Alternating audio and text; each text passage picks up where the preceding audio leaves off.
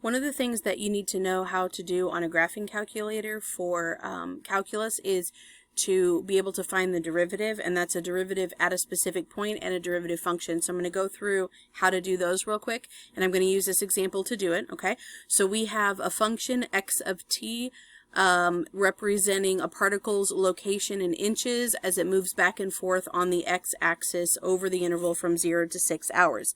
All right, so we have a position function.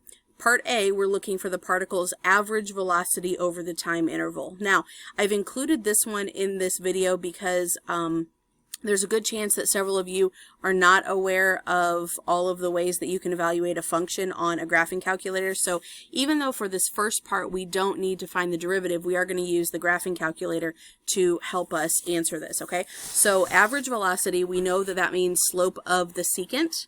Okay, so that means we are looking for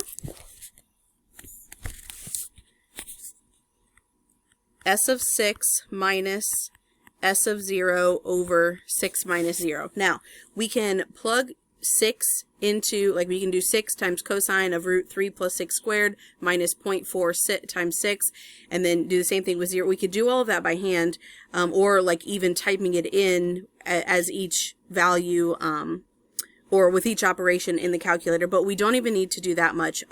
So what I'm going to do is show you on the calculator. So I already have that entered into Y1, and I'll show you on a TI-83 and an 84.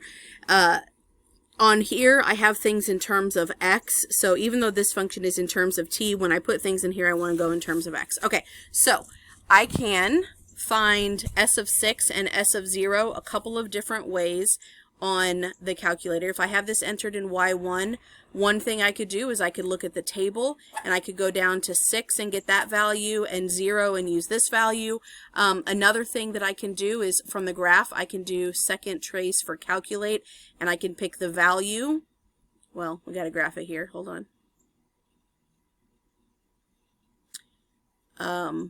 Little side note here, if your calculator is slow to graph, one thing you can do is hit window and go down to your X resolution, and you can increase this number, okay? And as you can see, it graphs a lot faster. Okay, so I can go to second, calculate value, and then I can type 6, and it will tell me that S of 6 is equal to 3.596. Okay, I can do it this way, or another option, and this is the one you probably have not seen, is from the home screen, I can evaluate this entire expression all at once. Now, this function is stored into Y1, so essentially I need to evaluate Y1 of 6 minus Y1 of 0 over 6 minus 0.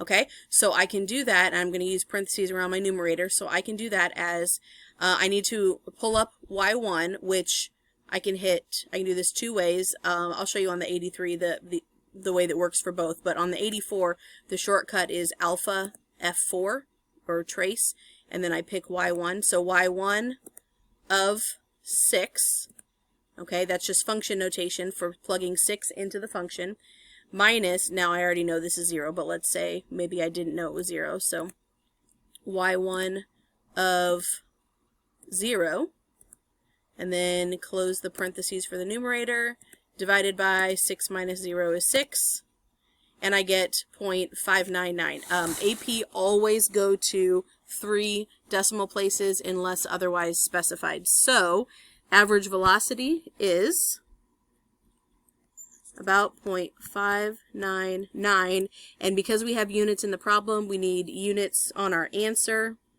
which is inches per hour. Okay? All right, so that's the first one. Doesn't really require calculus, but it is something you'll need to know how to do, and that I wanted to show you how to evaluate functions more easily from the home screen. Okay? Now, this next part we do need calculus. How fast is the particle moving? So this is asking for the instantaneous rate of change at t equals 4 hours, or in other words, we are looking for, oh, timeout. This is a typo. This should be an x, because I called that an x there. The variable's not a huge deal, but just use the same one. Okay, so here we are looking for what is x prime of 4. Okay, now again, I can find the derivative on by hand. looks kind of gross. I don't really want to deal with that. So let's go ahead and use a calculator for that.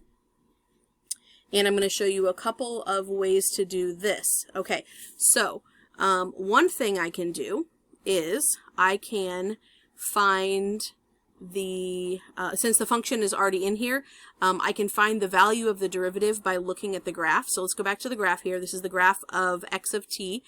Then I'll hit second trace to go to the calculate menu, and option number 6 here is dy over dx. So I'm going to select option number 6, and now because I want the derivative at 4, I'm going to hit 4, enter, and it's telling me the derivative at 4 is 2.698. Okay, so I get it that way. Let me write this down here. Oops.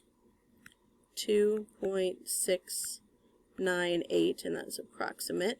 And this is also in inches per hour. But I want to show you another way to do this. Okay, and let's say that we don't know what the graph looks like. Maybe it's a function where we don't need to know anything from the graph specifically. We just need to know values. So as long as we have that function stored in y1, we can find the derivative at our specific point at, in this case, x equals 4, because x is the variable on the calculator. It doesn't matter that we're in terms of t in the problem. So we can find this at x equals 4. So to do that, I'm going to go to math, and then option number 8 is nderiv. That means numeric derivative. So I'm going to select that. Okay. And then this is the Leibniz notation. It's dy over dx. So it's d over dx. So that means derivative with respect to x of, and then I want to put y1 in here. Now, if this is a function that I did not already have stored, I could type it in right here. But since I already have that stored, I'm going to retrieve that.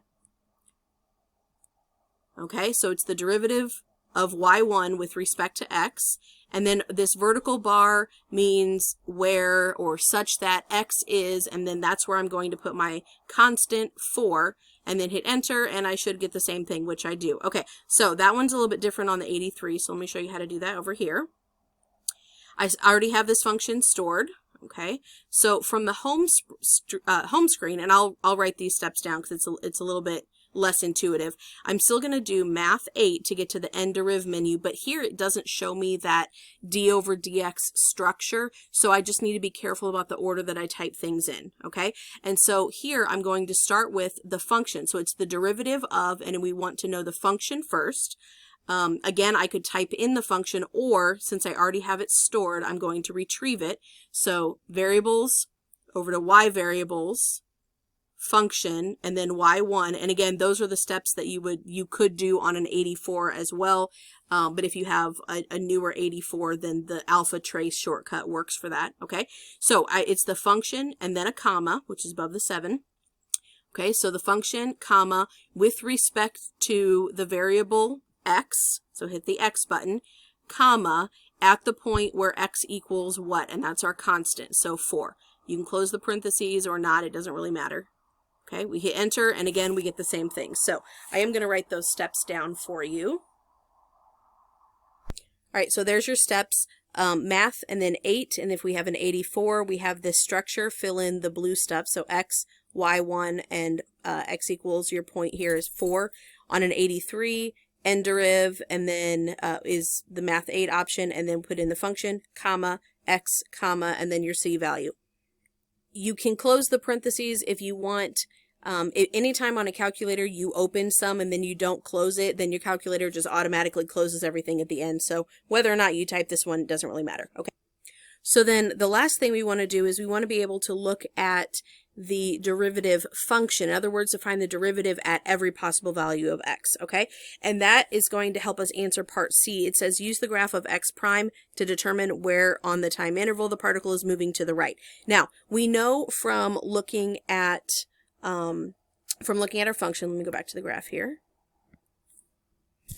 that anywhere the rate of change or the slope of the function is positive, then that means our velocity is positive or our derivative is positive. So we could look to calculate the minimum here and the maximum here, and then it would just be the interval in between those. But I do want you to see how to graph the derivative function, so I'm going to use the derivative function graph for this one. Okay, so going into y equals, I'm going to put the derivative graph in y2. Okay, and so to do this, I'm going to retrieve the derivative just like I did for from the home screen to calculate. Okay, so math 8, and then this is the derivative with respect to x, and then again I'm going to pull y1 into there. So it's the derivative with respect to x of y1, but here's where it's a little bit different. Instead of saying at a point x equals 4 or at x equals 3 or something like that, we want to do at x equals all values of x.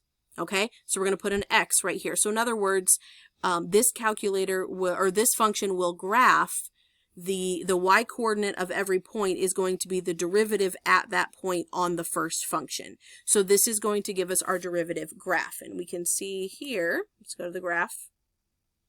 And that's slow. Sorry, I'm going to speed it up. Well, let's make that a 3. Okay. There we go. That's better. Okay. So the second curve is the derivative graph. Okay. Second curve was the derivative graph. This one that comes up a little bit higher here. And so for that one, we want to know, we're going to use that to determine where on the on this interval from 0 to 6 the particle is moving to the right. So we want to know where is x prime positive. Okay, so that's our question. Where x prime of t, t is greater than 0. Okay, so now that we have that function graphed, we can compute this 0 and this 0, which looks like it's a little bit to the right of 6, which is fine. Okay, so calculate, and then 0 is your x-intercept, so option number 2 for 0. And we're on the wrong curve right now, so up or down arrow will switch your functions. Looks like I'm a little bit negative here, so that's my left bound. And then for my right boundary, I just need to be a little bit positive. And the x-intercept is at 3.17, okay, so 3.180. Okay, so from 3.180 to, and then back to the graph. Let's check this other one. If it's to the right of 6, then we'll just go to 6 hours. Oh, wrong curve. Okay, up to y2.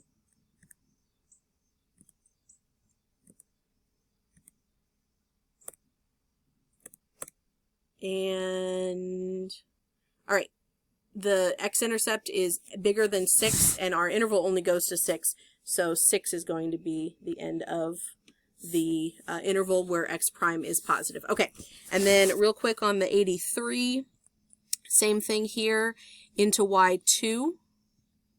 We're going to retrieve the, or we're going to calculate the derivative of y1 for all values of x. So math 8.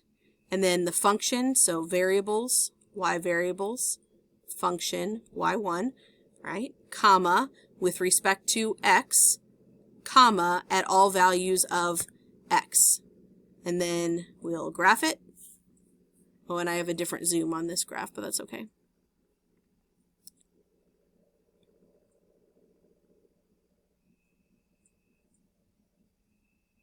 Waiting. Okay, you get the picture. So then we're going to compute this x-intercept right here and then this x-intercept right here, and we should have the same interval. So you need to be able to find the derivative of a function at a specific point on your calculator. You also need to be able to look at the graph of the derivative function.